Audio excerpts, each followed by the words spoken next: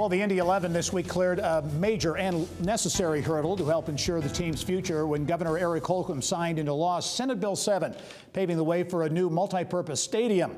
As we go inside Indiana sports, Bill Benner chats about the stadium with Indy 11's new CEO, Greg Stremlaw. Well, Gary, thanks. And we're joined by Greg Stremlaw, who's the new president and CEO of the Indy 11. And Greg, welcome to the show. Welcome to Indianapolis. Thank you. A huge couple of months for the Indy 11, capped this week when Governor Eric Holcomb signed SB 7 into law. The stadium can now become a reality.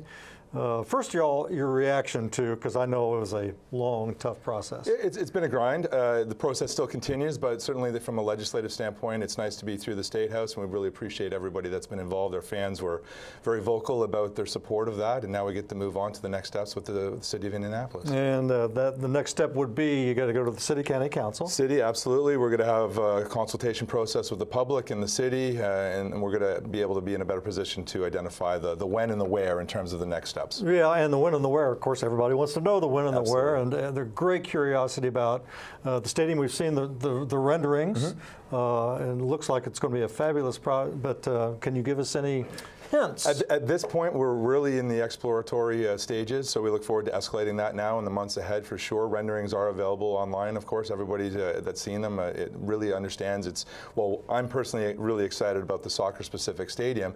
It's the whole neighborhood transformational development project that comes with it, right? Whether it's the office space, retail, the apartments, the boutique hotel, all of that put on a 16 or 20 acre campus. And I know that Ursula Ozdemir, your owner, has really emphasized the multi-purpose uses for this facility. Definitely, definitely. As I say, it's a place for people to come and stay, work, play, all in one campus area. No question that once the stadium is built and that the MLS, the Major League Soccer, will eventually come calling?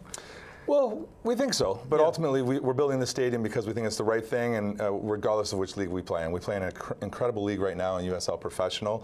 Our job this year that we really want to make sure that we fulfill, and our objective is to lead the league in attendance, and that's where we are right now. We had a wonderful home opener.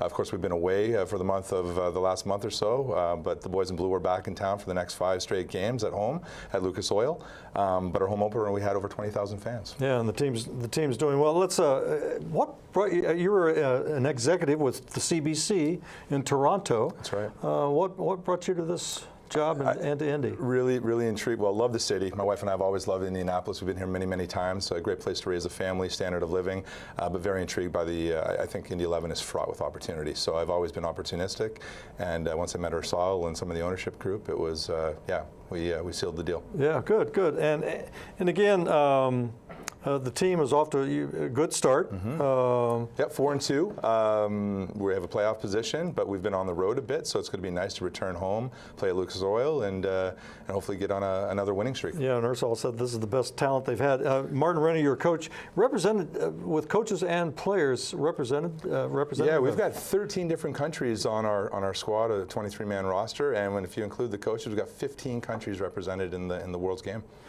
Greg, as we wrap up, I know you've had incredible fan support, both for the stadium initiative and just in general. I mean, there is a core here of people who really embrace soccer. There really is, and the question we're being asked now is, what else can fans do? And I think it's a great question. I would say it maybe sounds too basic, but fans need to be the fans. Come on out and support the boys in blue. Make sure that we're filling the seats at Lucas Oil. We got to remember that over the next 3 years, when 11 Park finally gets built, we want to make sure that the team is well supported. So wear your merchandise, wear your gear, tell your neighbors, tell your friends, tell your workmates, etc. Come and support soccer in Indiana. All right. Well, Greg, welcome to Indianapolis. Welcome to.